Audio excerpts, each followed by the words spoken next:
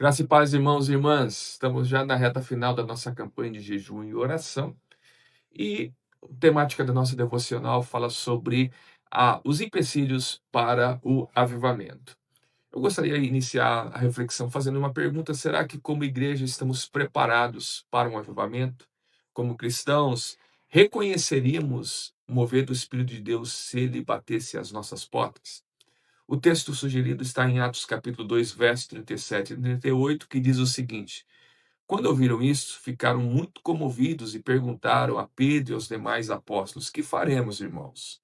Pedro respondeu: Arrependam-se, cada um de vocês seja batizado em nome de Jesus Cristo para a remissão dos seus pecados, e vocês receberão o dom do Espírito Santo. Você já ouviu falar sobre o movimento de Jesus? Esse é um avivamento contemporâneo, talvez o último grande deles, que aconteceu nos Estados Unidos entre o final da década de 60 e o início dos anos 70. Diz que no auge, cerca de 3 milhões de pessoas foram batizadas, em sua esmagadora maioria eram jovens. Mas para entender as balizas desse avivamento, precisamos voltar ao contexto social da época. Os Estados Unidos viviam um ambiente muito conturbado, porque principalmente estavam envolvidos a guerra. Existia a questão da morte de Martin Luther King, que tirava a esperança dos jovens, principalmente, e também uma desmoralização em relação à família e ao contexto da igreja.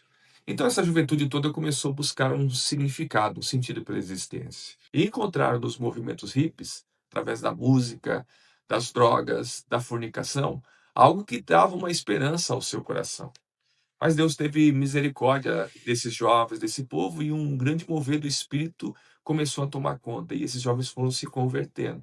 Foi na igreja o local que eles entenderam como adequado para a expressão da sua fé.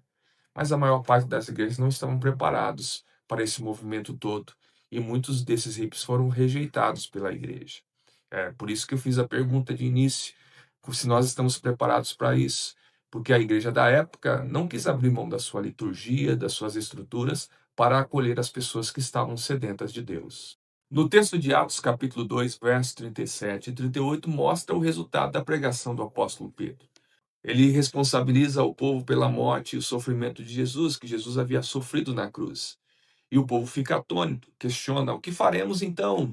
E o apóstolo responde: arrependei-vos, sejam batizados e recebam o dom do Espírito.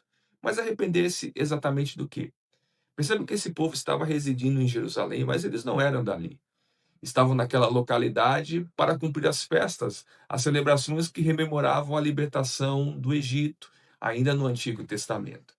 Eles aguardavam ansiosos pela manifestação do Messias, mas o Messias já havia vindo e eles não o reconheceram, ao contrário, rejeitaram ao Messias. Este é o grande pecado que exige um arrependimento do povo, a sua postura em relação ao próprio Deus.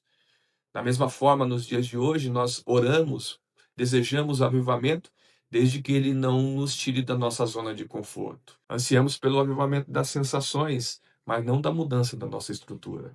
Queremos sentir a presença do Senhor, mas não queremos reconhecer o nosso pecado, as nossas falhas, as nossas mazelas. Então, que Deus nos dê graça para que nós possamos colocar um coração completamente em sua presença. Estamos abertos ao avivamento, ao mover do Espírito Santo de Deus e toda a transformação que vai gerar em nossas vidas e em nossas estruturas. Que Deus nos abençoe em nome de Jesus.